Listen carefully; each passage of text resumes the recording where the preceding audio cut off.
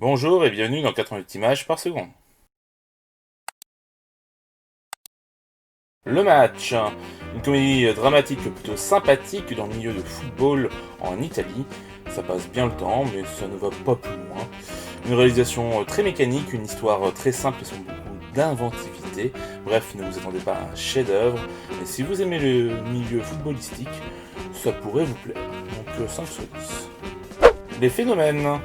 Un sous X-Men pas inintéressant, mais très basique, avec des personnages assez peu travaillés, un antagoniste un peu simpliste.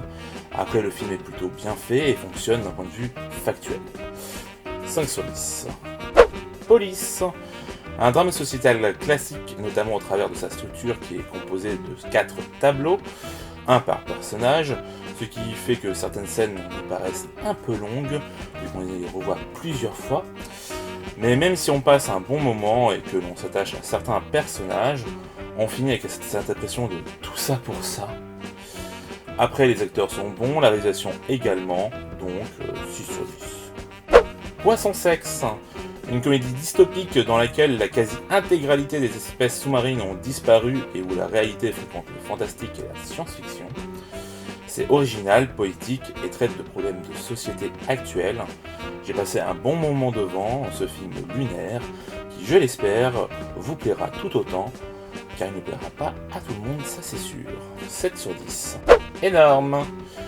Une comédie avec des personnages un peu limites, entre la femme qui se décharge complètement sur son mari jusqu'à le laissant parler à sa place en toute occasion, et un mari qui en profite en allant jusqu'au viol de sa femme pour lui faire un enfant dans le dos. Si le film condamne ces pratiques, il les pardonne. Après, en dehors de son aspect absurde avec ce ventre disproportionné, rien d'autre ne m'a dérangé, et je dois bien avouer qu'on passe un bon moment, surtout grâce à ses comédiens, donc 6 sur 10. Emma. Le nouveau film du Chilien Pablo Larraín est très esthétique, mais j'ai eu du mal à comprendre ses choix de réalisation. Pour autant, ça ne gâche en rien le long métrage, qui nous balade un bon moment. Il faut dire que le film est très bien écrit et que les comédiens, et surtout les comédiennes, sont saisissantes. Le film va nous questionner sur la structure familiale et les conventions morales avec intensité, à l'image de son personnage principal, si imprévisible. 7 sur 10. Coup de foudre garanti. Une comédie romantique très classique mais efficace, avec un procès en bonus, que demande le peuple. Des comédiens qui font le taf, on a.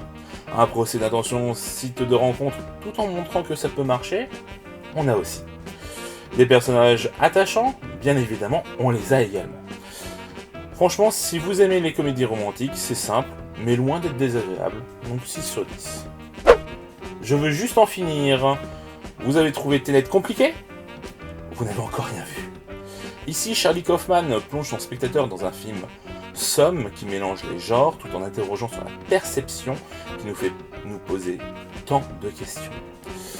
Si vous ne rentrez pas dans le délire, vous passerez complètement à côté du film selon moi.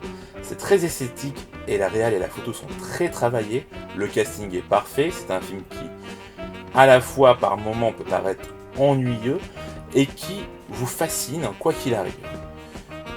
Ça me fait penser à un mélange entre du Lynch et du Kubrick. Bref, s'il y a un film à voir en ce moment, c'est bien celui-là, 8 sur 10. Donc le film de la semaine, c'est bien évidemment Je veux juste en finir, de Charlie Kaufman.